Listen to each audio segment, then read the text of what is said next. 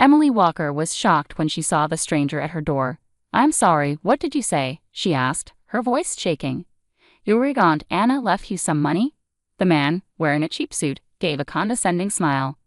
"Yes, that's right. It turns out your aunt was actually quite rich, even though most people didn't know. It's funny how old people can surprise us, isn't it?" Emily laughed in disbelief. "Rich? You must be mistaken. She lived like she had no money at all." "Well, whether you believe it or not," the man said with a shrug, "you need to be at the reading of her will this Friday at 3 p.m. at McGrady & Sons Law Offices downtown.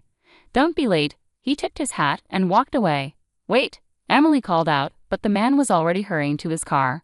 She shut the door slowly, feeling confused. An inheritance from Aunt Anna? It didn't make any sense. Emily sat at her small kitchen table, sipping coffee while she thought about her great-aunt. They had never been close.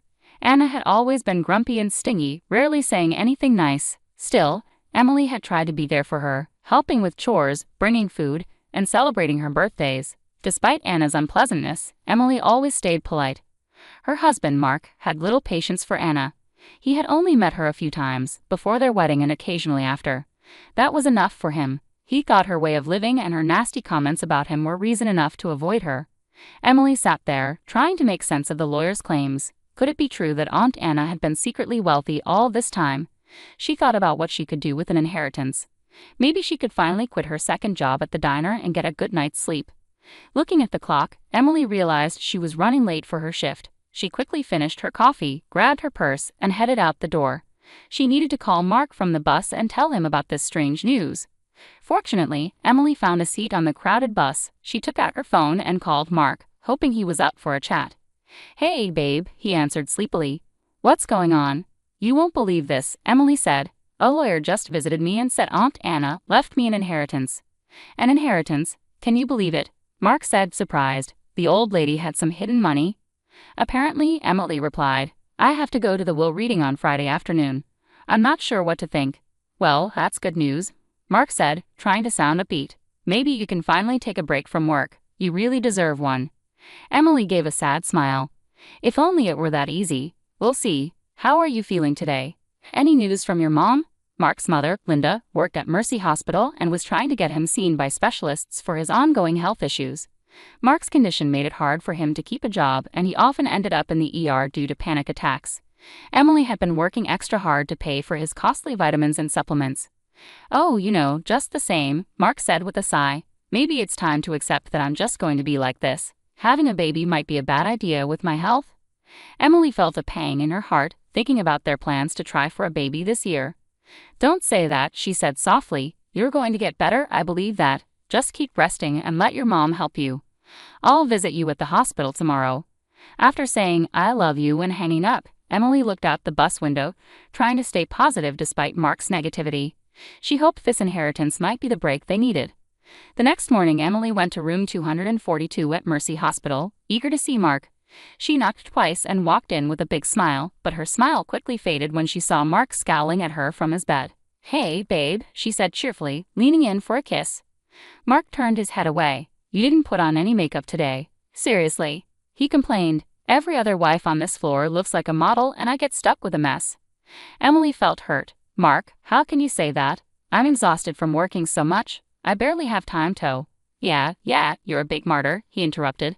"I get it," Mark said, cutting her off and waving his hand. "When's that inheritance money coming in?" "Hopefully soon, so you can actually make yourself look decent." Emily fought back tears and quickly left the room. She walked down the hallway and sat on a bench near the elevators, feeling defeated. Was this really what her marriage had become? As she sat with her head in her hands, she overheard two male patients chatting nearby.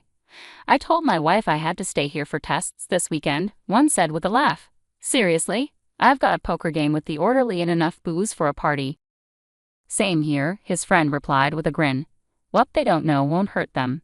They think we're saints for being here." Emily felt sick. Was this how all men acted behind closed doors? She shook her head, telling herself that Mark wasn't like that. He was just grumpy from being stuck in the hospital.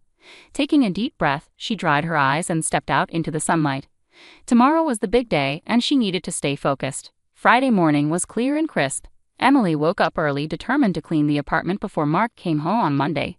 She still found it hard to believe she might be getting an inheritance. Her family had never had much money, but maybe this was the fresh start they needed. She arrived at the lawyer's office an hour early and was greeted by a friendly receptionist who led her to a plush waiting room. "Coffee?" the young woman asked. "Yes, please," Emily said, grateful. She settled into a fancy emerald green armchair, which likely cost more than her entire living room set. Just as she was adding cream and sugar to her coffee, her cell phone began to buzz nonstop. "Mark, let me guess, you're calling to find out how big the inheritance is," Emily answered, rolling her eyes with a smile. "Oh yeah," Mark replied. "Can you blame me? This is a big deal. What's the news?" "I won't know anything for at least another hour," she said patiently. "I promise you'll be the first to hear when I have the details." As the minutes went by, Emily grew more anxious. What if the inheritance was a huge amount? What if it was just a small sum? When her name was finally called, her heart raced. "Miss Walker, please come with me." The soft carpet muffled Emily's footsteps as she was guided into a grand office lined with law books. An older man in a three-piece suit stood up from behind a large oak desk to shake her hand. "Miss Walker, I'm Bernard McGrady. I'm glad you could come today." "Thank you for having me," Emily said, taking a seat across from him. "I have to admit, this is all a bit overwhelming. My Aunt Anna never talked about her finances." Mr. McGrady chuckled. Yes, she was known for being quite frugal. "But I can assure you, your great-aunt Anna had a significant fortune." He handed her a file folder. Emily opened it with shaking hands and almost fell out of her chair when she saw the number on the page. This can't be right," she gasped. "There are too many zeros. It says $6.2 million. Mr. McGrady smiled and said, "I assure you, there's no mistake." Emily held the folder to her chest, her head spinning.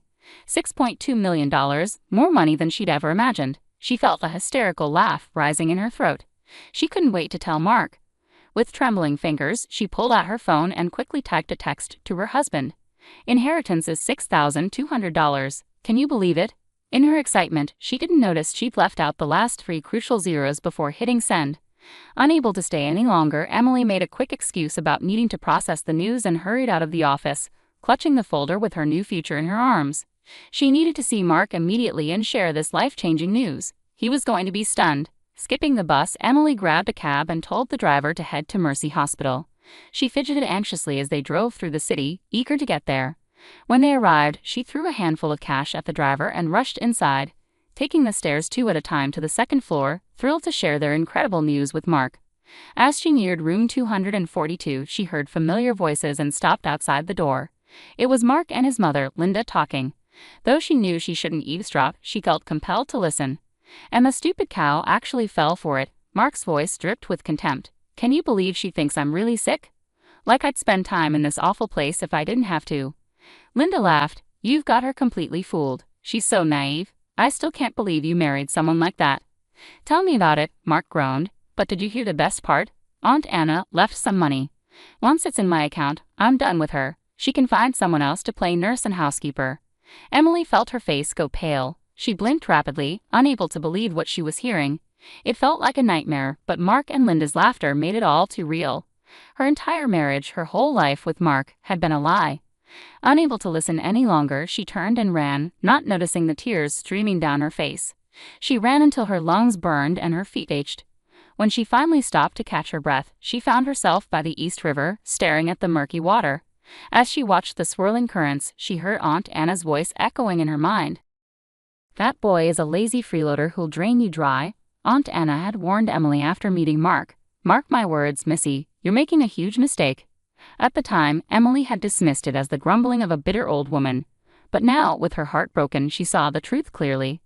Aunt Anna had been right, and somehow, she had made sure Emily had the means to break free before it was too late. Straightening her shoulders, Emily turned away from the river and walked down the sidewalk with determination. She had calls to make and divorce papers to file. Mark would be in for a shock when he came home on Monday to find the apartment empty. For now, Emily planned to stay with her best friend Tara for a few days and then take a much-needed solo trip to the Hamptons to heal. As the warm June sun touched her face, Emily felt a spark of hope. Maybe her life wasn't ruined after all.